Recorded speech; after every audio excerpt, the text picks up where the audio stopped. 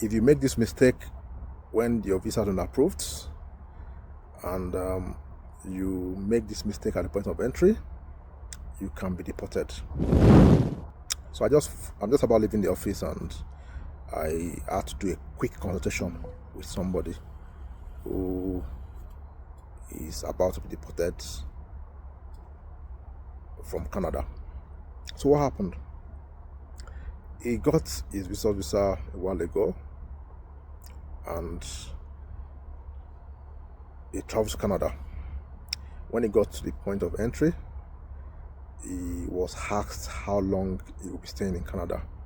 He explained to the visa officer there, or the Canada Border Service officer, that he is going to be here for 5 weeks. They asked for his hotel booking. He showed it to them. Now, the next thing they asked him was, "Do you work?" He said, "Yes." "Okay, where do you work?" He mentioned where he worked.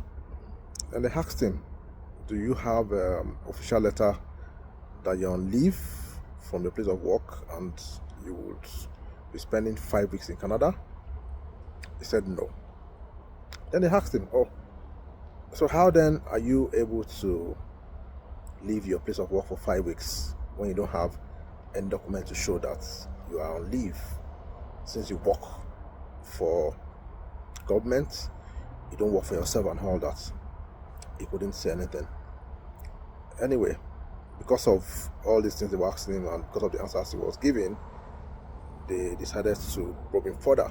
So they asked him to bring his phone. They took his phone from him and told him to unlock the phone, and they searched his phone. And when they searched his phone, they saw that he had asked a lot of people about how to work in Canada using a visitor's visa. He had been chatting and sending messages and emails to lots of people asking about jobs in Canada. The meaning of that is he is not actually a genuine visitor. His purpose was to look for a job using a visitor's visa. Now he's about to be deported because they are not allowing him to come to Canada because they said he's not a genuine visitor. He has other plans outside just visiting Canada. So if you are coming to Canada, be careful about what you keep in your phone.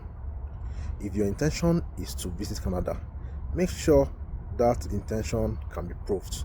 Make sure everything about you flows with that intention.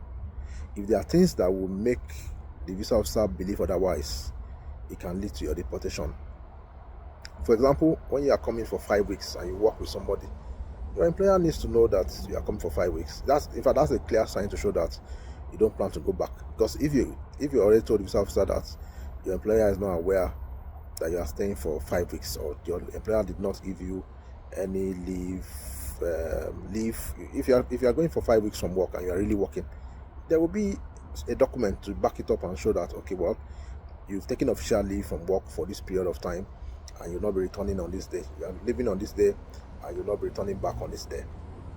If there's none like that, then you need to be able to defend yourself, to explain how you left work for you are going to leave work for 5 weeks and will not return to work, and you want to stay in Canada for that period.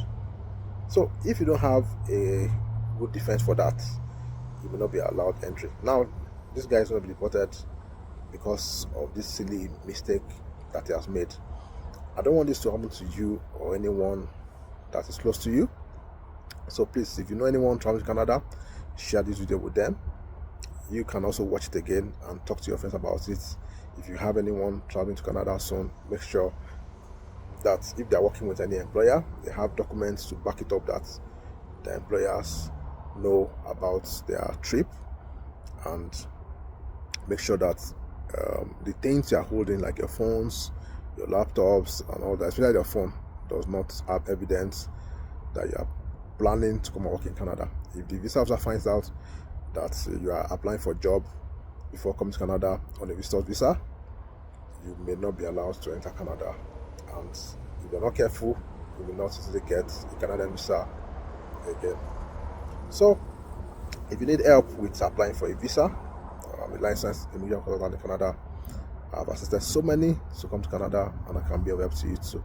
Reach out to me now on my WhatsApp number, +1 587 568 6124.